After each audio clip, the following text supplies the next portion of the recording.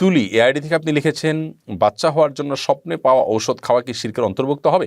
বাচ্চা হওয়ার জন্য আপনি সাধারণ যে চিকিৎসা আছে সেগুলো আপনি অবশ্যই গ্রহণ করতে পারেন, কিন্তু স্বপ্নে পাওয়া ঔষধ এটি যদি কোনো আপনার কোনো যৌক্তিক কোনো কিছু হয়, ধরুন স্বপ্নে আপনি একটা আমলের ব্যাপারে নির্দেশনা পেলেন, সেই নির্দেশনা অনুযায়ী আপনি কোনো আমল করলেন, এতে এটা হতে পারে।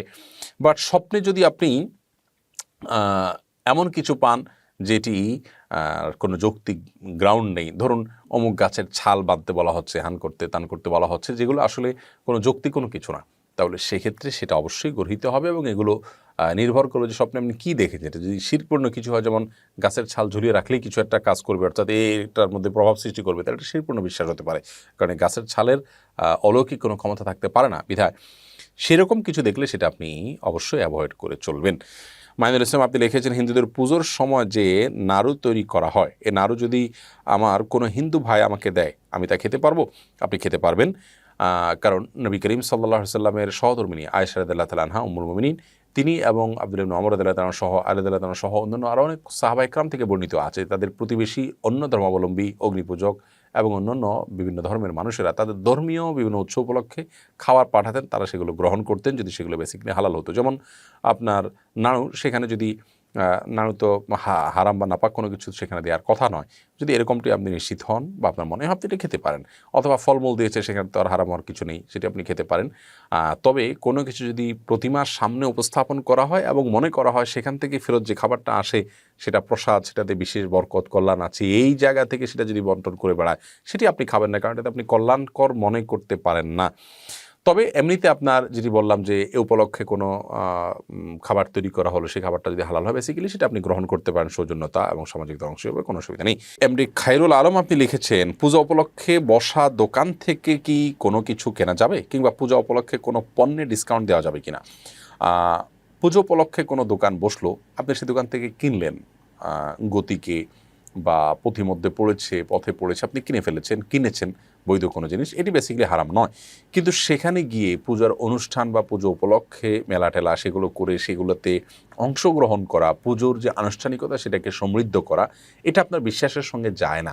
একজন অন্য ধর্মাবলম্বী তার ধর্মীয় কাজ তিনি পালন করবেন, সে স্বাধীনতা তাকে দিবেন এবং কোনো প্রকার বাধা সৃষ্টি করবেন না এবং কাউকে বাধা সৃষ্টি করতে দিবেন না, যার যার ধর্মীয় কাজ শেষে করবে। এটি ইসলামের নির্দেশনা মৌলিকভাবে আমাদের বাংলাদেশের যে প্রেক্ষাপট, এই প্রেক্ষাপটে এই ধরনের বিধানই শরিয়া আমাদেরকে দেয়। বাট আমরা প্রত্যেকে যার যার যে ধর্মীয় কাজ করছে সেক্ষেত্রে আমরা বাধা দিব না, তারটা তাকে করতে দিব স্বাধীনভাবে। যেমনটি আমাদের নবী করিম সাল্লাল্লাহু আলাইহি ওয়াসাল্লামকে দেখেছি মক্কাতে, মদিনাতে, অন্যান্য ধর্মাবলম্বী যারা যার তার ধর্ম পালন করেছেন, তিনি কাউকে বাধা দিতে যান নাই, কেন তুমি ধর্মে এটা করছো, তোমার এই ধর্ম সঠিক নয়, এটা করতে পারবে না, বলপূর্বকভাবে তাকে থামিয়ে দেওয়া, এরকম কোনো কাজ তিনি কখনো করেননি। তবে আপনি দেউলিয়া হওয়ারও কোনো সুযোগ নেই, উদারতার নাম দিয়ে আপনি উদাসীন হওয়ার কোনো সুযোগ নেই। আপনি অন্য ধর্মের মানুষের ধর্মীয় কাজের অংশ হিসেবে যে কাজটি করছে, কোনো হাদিসের আলোকে সেটি সঠিক নয়, সেটি ভুল, সেটা ভ্রান্তি, শিরক। অতএব তিনি তার বিশ্বাসের জায়গা থেকে করছেন, তাকে আপনি করতে দিবেন, আপনি তার ব্যক্তি স্বাধীনতা বাধা দিবেন না, সেটি ঠিক আছে। কিন্তু আপনি যদি সেখানে গিয়ে অ্যাপ্রিসিয়েট করেন, তাহলে কেমন যেন আপনি যেটাকে অন্যায় মনে করছেন সেটাকে আপনি অ্যাপ্রিসিয়েট করছেন, এটা কখনো যৌক্তিক হতে পারে না। আমাদের অনেক মুসলিম ভাই বোন আজকে এই কাজগুলো করছেন যেগুলো সঠিক নয়। পুজো উপলক্ষে যদি কোনো দোকান ডিসকাউন্ট দেয়, কোনো ব্যবসা প্রতিষ্ঠান কোনো অফার দেয়, তাহলে সেই অফার গ্রহণ করলে যেহেতু সেই কাজের সহযোগিতা প্রত্যক্ষভাবে হচ্ছে না, অতএব সেটিতে কোনো অসুবিধা নেই। আপনি যদি এমন কোনো কাজ করেন যেটিতে অন্যায় কাজের অ্যাপ্রিসিয়েট হয়, সহযোগিতা হয়, দলভারী করা হয়, তাহলে সেটা নিষিদ্ধ। এরকম যদি না হয় তাহলে সেক্ষেত্রে আপনার কোনো ভূমিকা সেখানে থাকলে সেটি নিষিদ্ধ নয়। আহসানুল মাহবুব আপনি লিখেছেন, বিয়ের সময় মেয়েদের জন্য প্রথম শাড়ি অথবা লেহেঙ্গা কেনা হয়, যার দাম প্রায় 30,000 থেকে 1 লক্ষ টাকা পর্যন্ত। এই জামা তো বিয়ের পর কখনো পরা হয় না, তাহলে কি এটা অপচয়ের মধ্যে পড়বে? এই প্রশ্নের উত্তর এক কথা দেওয়াটা আসলে জটিল।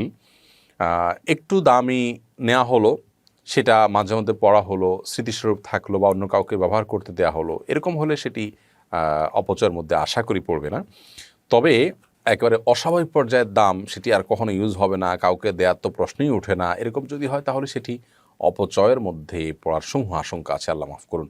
মির্জা কবির আহমেদ আপনি লিখেছেন, আমি হিফজ শেষ করেছি, তারপর আলিয়া মাদ্রাসা থেকে আলিম পাস করেছি, এখন আমি কোনো মাদ্রাসা মসজিদে চাকরি না করে ব্যবসা বাণিজ্য করছি, এজন্য কি আমার গুনাহ হবে? আপনি হিফজ শেষ করেছেন এবং আলিয়া মাদ্রাসাতে আলেম পাশ করেছেন, এর মানে এই নয় যে আপনাকে মাদ্রাসা মসজিদেই চাকরি করতে হবে। আপনি অবশ্যই ব্যবসা বাণিজ্যের পথ বেছে নিচ্ছেন, সেটা প্রশংসনীয় আমি বলব। একজন আলিম দিনই কাজকে তার উপার্জনের মাধ্যম হিসাবে গ্রহণ না করে বরং উপার্জনের জন্য দুনিয়াবি কাজ, ব্যবসা বাণিজ্য ইত্যাদি করবেন, সেটাই প্রশংসনীয়। তবে আমি আপনাকে অনুরোধ করব যে আপনি যেহেতু এলম শিখেছেন, আপনার একটা দায়িত্ব আছে, আপনি মানুষের মধ্যে দাওয়াতি কাজ করবেন। আপনার যতটুকু সময় হয় তখন অবসর সময়ে ফাঁকে কিংবা কাজের মধ্যেই আপনি মানুষকে আপনার প্রাপ্য নলেজ বা অর্জিত নলেজগুলোকে মানুষের সাথে শেয়ার করবেন, দাওয়াত দিবেন, দিনের পথে আহ্বান করবেন এবং সম্ভব হলে কোনো একটা মসজিদে জুমা বা ওয়াক্তিয়া নামাজ আপনি পড়ানোর চেষ্টা করবেন। এক কথা আপনার ইলমটাকে আপনি কাজে লাগাবেন, দাওয়াতে কাজ করবেন, সেই সাথে আপনি অবশ্যই ব্যবসা বাণিজ্য করবেন, এটা অবশ্যই প্রশংসনীয় কাজ। আলেম হতে হলে আলেম হলেই সবাইকে মসজিদ মাদ্রাসাতেই কাজ করতে হবে এবং এটাকেই আপনার একমাত্র প্রফেশন হিসেবে বেছে নিতে হবে, এমনটি মোটেও আবশ্যক নয়। সাহাবা একরাম কতজন আহলে ইলম ছিলেন, তারা জাগতিক কাজ করতেন তাদের উপার্জনের জন্য।